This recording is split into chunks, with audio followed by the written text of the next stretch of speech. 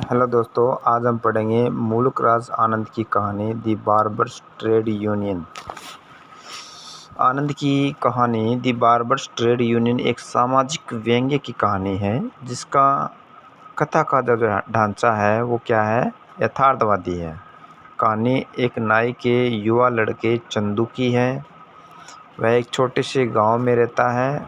उसका पिता गांव के बड़े बड़े लोगों के घर शेविंग बनाने और बाल काटने के लिए जाता था। उसने चंदू को भी अपना पारिवारिक कार्य सिखा दिया।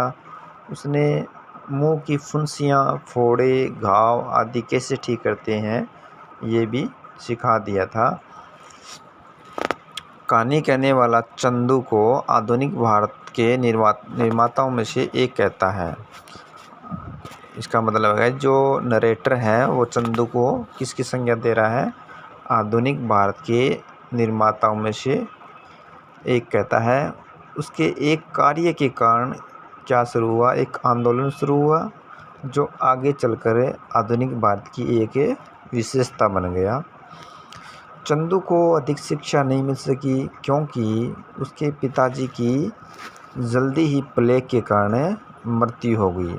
प्लेग क्या है, एक चूहों के काटने से होने वाली बीमारी है और उस बीमारी के कारण उसके पिताजी की क्या हो गई, डेथ हो गई।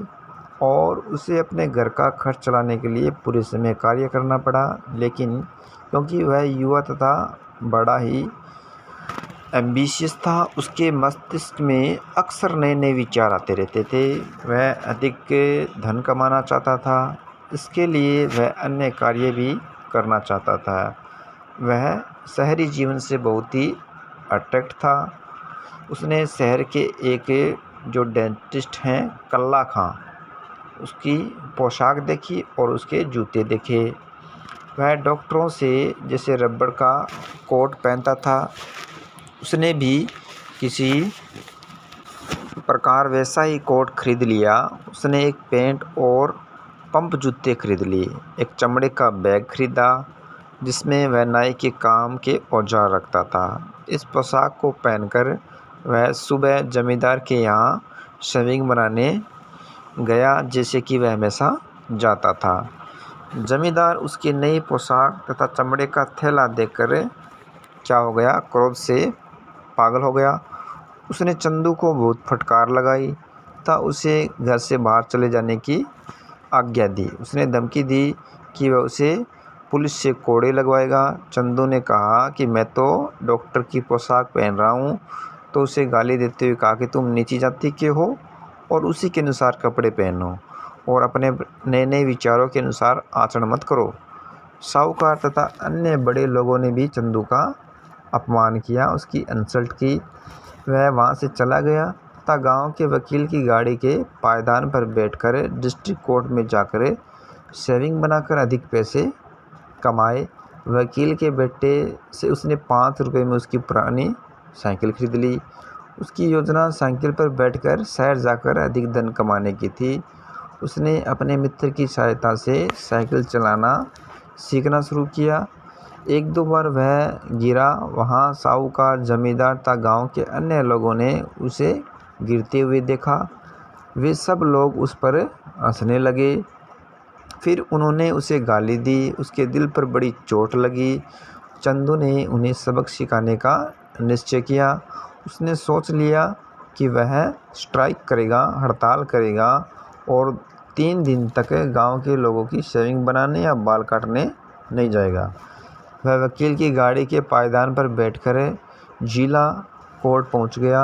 वह शहर भी गया, वहां शेविंग आदि बनाकर उसने गांव में जितना धन कमाता था उससे अधिक धन कमाया। उसने नए कपड़े खरीदे तथा नए औजार खरीदे। उसने अपने मित्र के लिए गिफ्ट भी खरीदे। गांव के लोग, जमींदार, साहूकार तथा अन्य बड़े लोग 3 दिन तक बिना शेविंग के रहे। उनके चेहरे भद्दे लग रहे थे। चंदू अपने मित्र को बाजार ले गया तथा उसने उन लोगों के भद्दे चेहरे दिखाए। उसने कहा कि ये लोग उस दिन मुझ पर हंस रहे थे तथा मेरा इतना अपमान किया तथा अब इन पर हंसने की मेरी बारी है। अब वे समझेंगे कि उनकी कितनी दयनीय दशा है। चंदू और उसका मित्र साहूकार की दुकान पर गए। गांव के मजदूर तथा जमींदार भी वहां पर थे। बिना शेविंग की दाढ़ी के कारण वह बड़ा भद्दा लग रहा था। वह अपने बाल तथा मूछ रंगता था। उसकी दाढ़ी सफ़ेद हो गई थी। वह बड़ा भद्दा लग रहा था। अपनी भूरी मूछ में साहूकार कुष्ठ रोगी सा लग रहा था।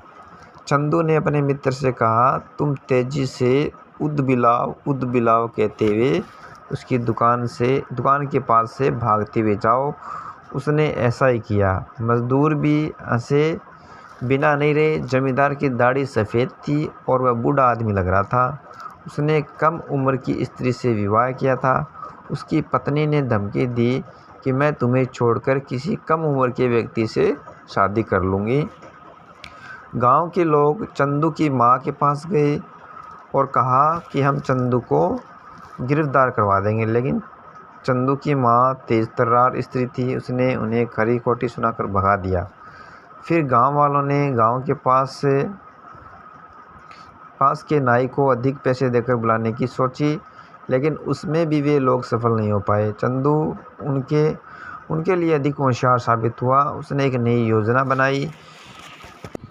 शहर के नाई निरंजन दास की दुकान को देखकर उसने गांव के बाजार के शुरू के भाग में एक दुकान खोलने की सोची और उसमें अपने चचेरे भाई और धुनू तथा 7 मील के दायरे के गांव के अन्य नाइयों को साझेदार बनाया।